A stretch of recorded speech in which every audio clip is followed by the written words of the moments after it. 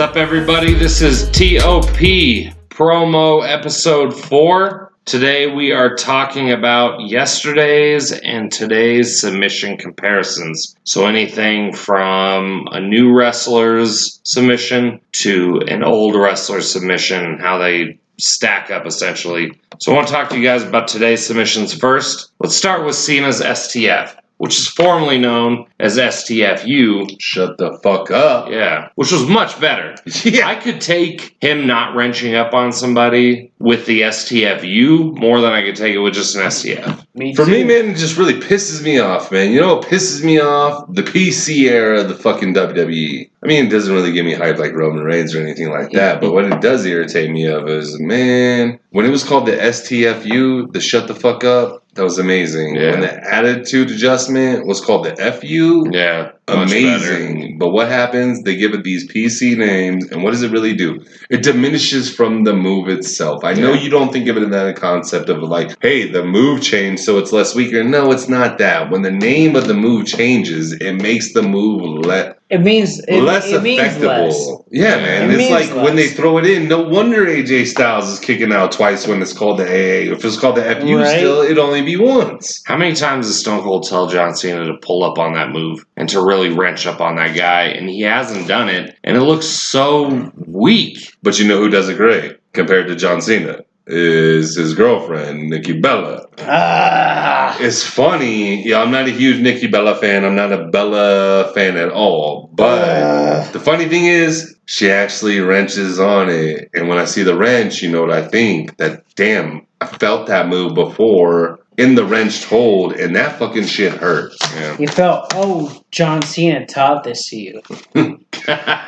Deep. He taught you hard. Chinese. He taught you this, and I'm doing this now.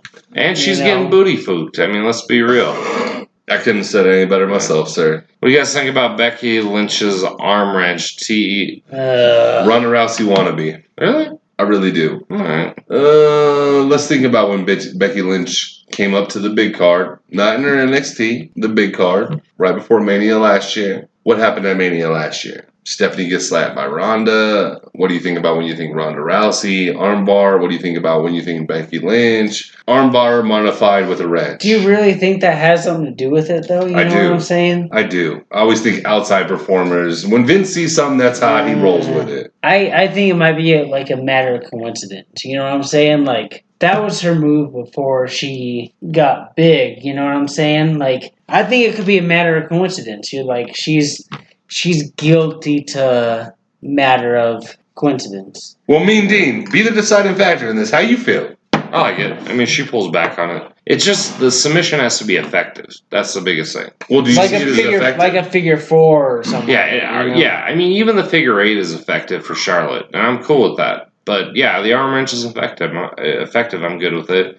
What do you guys think about Taker's Hell's Gate, Gates of Hell, Hell's Gate, or Triangle? For me, it's perfect. I'm sorry to take off the lead on this once again, fellas, but for me, it's perfect. And the reason why it's perfect is Taker is always the guy you see as the dominant force. Just pure brute strength, whoop your ass. But what happened when he put the submission hold? It made you take that other look at Taker like, damn. Not only do I have to worry about it beating my ass, but I have to worry about if I slip up, he's going to put me in this hold and make blood come out of my mouth. So, Tommy Guns, let me ask you, how you feel? I feel it's different. Like, like he's not undefeated at WrestleMania no more. So for me, it doesn't hold the same value as it did. Like, so is the Hell's Gate that made you think about that undefeated performance, or is the undefeated performance that makes you think about the Hell's Gate I finisher? think it's the undefeated. Like, the undefeated performance makes me think about Hell's Gate. I just think it's one of those things like, you see Undertaker, undefeated, Hell's Gate. It's over. I don't think the Undertaker needs a submission. I think it's garbage. It should be the Tombstone Pile Driver. Last ride. That last ride. Choke slam. Well, Mean Dean, this leads us perfectly right into you, man. I mean, we've already stated our opinions. How you feel about it? Come on, let it out, man. I mean, last episode, we didn't even get to hear from you that much, man, because we had the little blow up, everything like that. But now that we're coming back, how do you truly feel about the Hell's Gate? Yeah, I think it's dumb. He doesn't need it. Dude can jump over the top rope and At 52 years old. Yeah, whatever. I mean, he doesn't need a submission. I don't know why he felt he needed a submission. Part of me feels that he doesn't need the Hell's Gate, and part of me feels like it's super ineffective because it takes that old-ass man trying to pull that head down while his calf is right up in the other guy's neck, but it is what it is.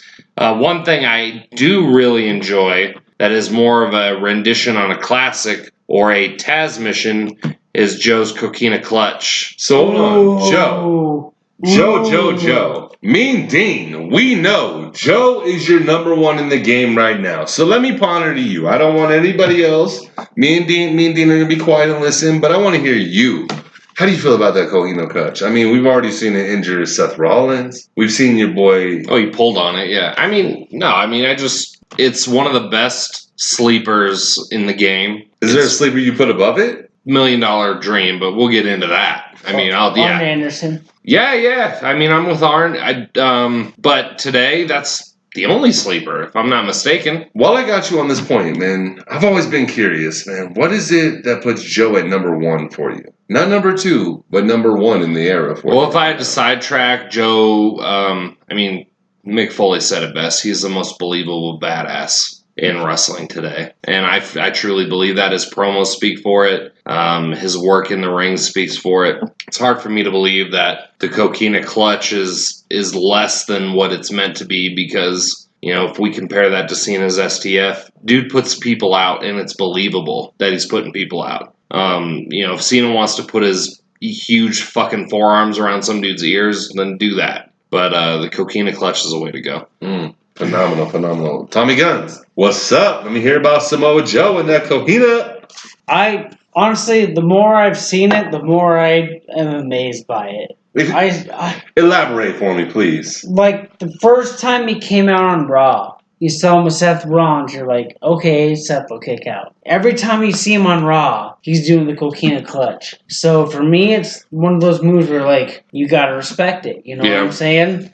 Like, you see Joe, you're like, he'll hit you with that. Like, when you least expect it, he'll hit you with it. On this table, fellas, it's a clean sweep. I mean, let's just be honest. I'm with my main man, Mean Dean. Joe is, next to AJ, number 2 guy out there right now. That Coquina is the most believable finishing move out there. I mean, if I was to get in it, I'm tapping instantly. I'm not carrying on. The only guy who's ever gotten out of it is Kurt Angle. And why is that? Hall of Famer.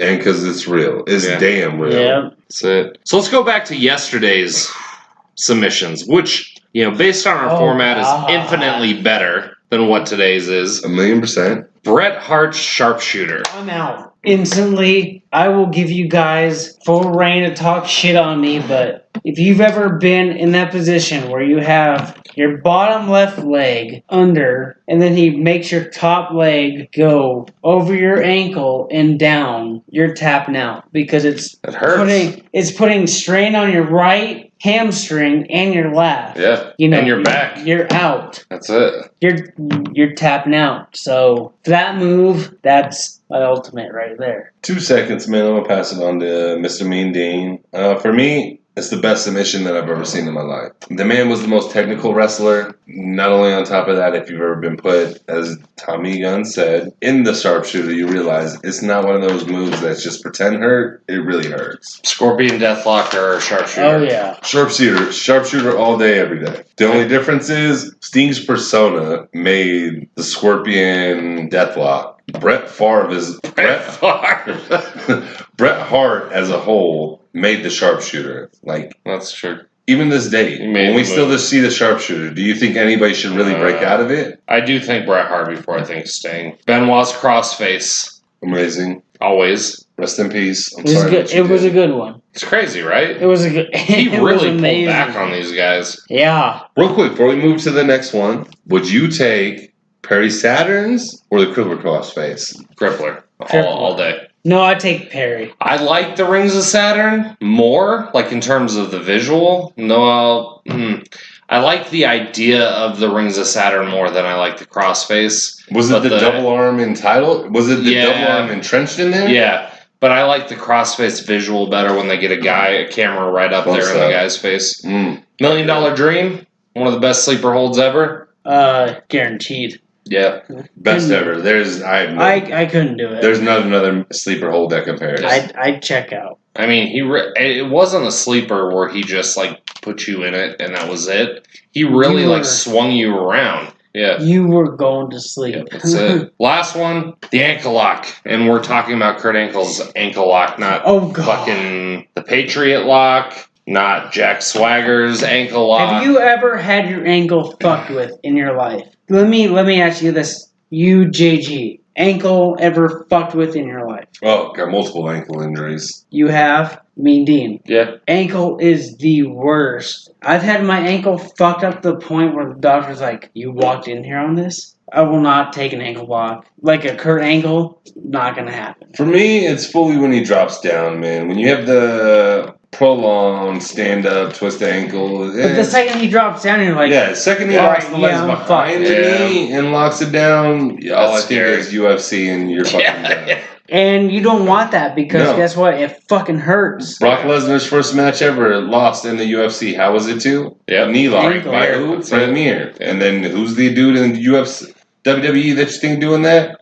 Kurt Angle. So I think the point that we're trying to make is that today's people needs to step the fuck up when it comes to submissions. Talk about Cena's STF versus Bret's sharpshooter, Becky Lynch's arm wrench versus Chris Benoit's crossface. I mean, we're talking about all these things, and when we go to yesterday's submissions, 10 times better than what today's submissions are. Exactly. My daughter could take a fucking crossface from Becky Lynch and be like, give me more.